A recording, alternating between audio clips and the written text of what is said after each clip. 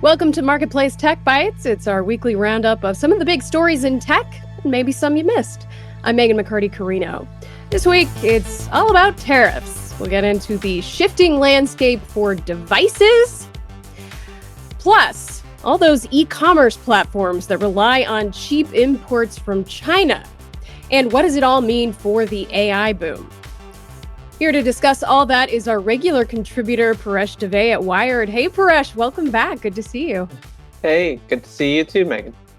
So we always kick things off with our bite of the week. This is a number that gives us some insight into the week in tech. So, Paresh, what number should we know this week? Well, you may have heard Treasury Secretary Howard Lutnick recently say something like millions and millions of people screwing in tiny little parts into iPhones in China, all those jobs would come here. I just wanted to throw out the number 200,000, which is sort of the estimated number of workers at one of the big iPhone assembly plants in China. So millions is a little bit off from 200,000. But, as in all this talk about tariffs, I just wanted to point out that 200,000, would be basically putting all the unemployed people in Georgia to work. So that's why people are sort of excited about the possibility of more manufacturing moving to the U.S. All right. Well, it has been a roller coaster of a week and a couple of days, who knows? Maybe things will have changed again after this tapes. We're taping on Thursday, but as it stands, the so-called reciprocal tariffs, which aren't really reciprocal, they're paused for 90 days, except for China, which has been slapped with 125% tariffs. There are still tariffs on Canada and Mexico, steel and aluminum, cars, some other specific sectors, plus these 10% flat tariffs on every country, at least for the next 90 days. Then we'll see what happens. The effective tariff rate is still quite high, actually higher than it was, when these Liberation Day tariffs were announced because of this exceptional tariff on China. And of course, there's just a ton of uncertainty for everyone, for every firm, for every consumer, but especially in the tech sector. And a lot of the angst that we've been hearing about is around devices, electronics. Semiconductors are exempt from tariffs, but there are a lot of other components in play, right? What are things looking like? Absolutely. Some gadgets, 20, 40, 50% of the stuff inside is still subject to these tariffs. I mean, that's significant. So you're seeing companies start to say, we're evaluating what to do. A couple have even gone forward with, pausing things in terms of offering stuff for sale.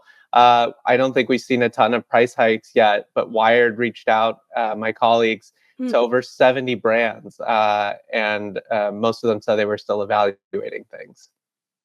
Well, we've been hearing a lot about Apple, of course, which is highly reliant on China, though it has diversified its supply chain a lot in recent years. But let's take a look at a different example, which kind of exemplifies what all this uncertainty is doing to consumer electronics, and that is the Nintendo Switch 2. We got a clip here. The Nintendo Switch 2 system can adapt to suit your situation. However you like to play. Play anywhere you go.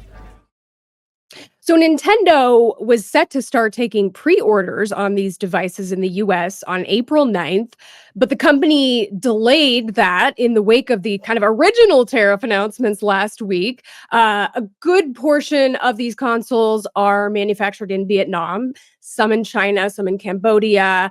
The immediate pressure is, of course, off some of those countries. But I mean, Paresh, what does this situation sort of show us about the kind of disruption and uncertainty that's affecting device makers? I think it shows that companies don't believe that these tariffs are around for good, that they believe things might ease off and go back to normal in a few months, right? So by delaying bringing these devices into the US, by trying not to charge now, they're saying, we don't know where this is going. Maybe things will ease off. Maybe things will get worse and these tariffs will even go higher. and you don't want to get stuck charging a lower price now and then having to eat the cost later. I think in the case of Nintendo, they, paused taking pre-orders and delayed that, but they have not delayed their launch window. As of now, the expectation is still that the Switch will launch in June. They haven't said anything about that. But it just shows that they know this is sort of a negotiating tactic on Trump's part. Let's see how those negotiations go before we really try to push consumers to buy our stuff.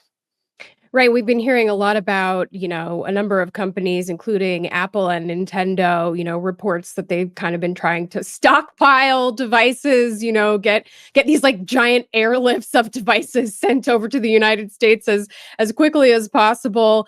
But enough about kind of the stuff.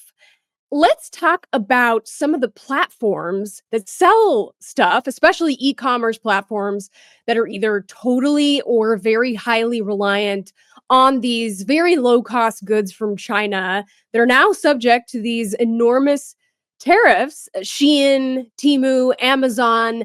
How could tariffs on China affect these retailers? So the ability of these companies to send stuff to the U.S. is reliant on this sort of loophole in the postal code that allows them to send goods for really low shipping prices without sort of being subject to tariffs. Trump is taking that away, basically tripling the postal rates or subjecting them to sort of big tariffs. So your $2 shirt suddenly becomes maybe an $8 shirt, $12 shirt that's less interesting for people. And the expectation is that it's going to benefit retailers like Amazon that could, ship, goods through their own system, aren't reliant on this sort of postal loophole. And there's a lot of retailers like Forever 21 that is happy that this loophole is closing, at least for now. We'll see if Trump changes it again. Yeah, we've already seen Amazon kind of making some moves. Bloomberg reported yesterday that it had canceled a number of orders from manufacturers in China. Amazon kind of has the the opportunity to go with manufacturers in other countries. But I mean, what about these retailers like Shein and Temu that are almost completely, reliant on Chinese manufacturers on sending goods from China? I mean, what's going to happen to them? I mean, I could also imagine that it's not just raising prices, but we could see shrinkflation, right? They sell clothes. You can't really shrink clothes, sizes are sizes. But you could see less options. That's one thing that there's an expectation that, maybe there's not as many colors, maybe there's not as many sizes. In the case of like actual goods, I notice every day, my juice carton at the store gets smaller and smaller and the price stays the same. So you could see that with consumer goods too, even gadgets, right? Maybe the latest iPhone has the same amount of memory as last year's iPhone. And if you really want more memory, you have to pay a lot more for it. So I think, these retailers like Temu and Shein could survive by basically shifting what kind of products that they are selling. All right, now let's move on to the technology that has been driving the whole industry, and that is AI. There's no tariffs on software, of course. There's no tariffs on semiconductors, which are essential to the AI industry. But are AI investments totally safe here, Paresh? I would say in many ways they are, right? If companies are trying to survive this sort of tariff shock, if they are trying to find ways to cut costs and sort of maintain their profit margins, AI holds a lot of promise still. And I think as long as switching sort of back office processes to AI, switching customer service to AI, as long as that saves more money than hiring more humans, I think we're going to see companies continue to be excited by AI. There's been a lot made of like Microsoft pausing data center construction in a couple places like Wisconsin and Ohio and elsewhere. I'm not so certain that that's about sort of tariffs and AI demand and the economy changing. I think don't read too much into that, but I think it's more about Microsoft's relationship with OpenAI changing. and Microsoft and OpenAI becoming more like frenemies and less like close partners. So yeah, I think there's a lot of reason to still be bullish on AI and the companies involved in it getting past the tariffs. Right. There's been a lot of questions about kind of the cost of building data centers, with Microsoft maybe being, exhibit A in that, although they announced that they were slowing down these building projects like well before the tariffs were announced. There are pretty much every hyperscaler, company has these massive, massive capital expenditures planned. I think it's like nearly $1 trillion committed to building data centers. Like anything else, commercial building, residential building, I think the tariffs can affect raw materials here. But it sounds like, from your point of view, it sounds like the demand is going to be so strong that it will kind of overcome any of those tariff speed bumps that we might see. Absolutely. And companies, buy so much in advance, especially, companies like Google, they prepare in advance for this data center construction. There's been, since the pandemic, since the AI explosion, a lot of delays in getting parts, but you could imagine that they put in a lot of orders, uh, at set pricing, probably discounted pricing. They can absorb some of these costs. If tariffs hit semiconductors, they can absorb some of those costs. What they can't potentially absorb is if the EU or other places follow through with some of these discussions to put retaliatory tariffs on services. You said, at the outset of your question, like there's no tariffs on services or software, but imagine if there was, that would release through these companies. And there has been talk of some sort of, areas like the European Union potentially retaliating with that. And I think that would be a big scare for tech giants here. All right, something else to keep an eye on. Paresh Dave, senior writer at Wired. Always good to have you. Great, thanks for having me. And thanks to all of you for watching Marketplace Tech Bytes Week in Review. Jesus Alvarado produced this episode. I'm Meghan McCarty Carino.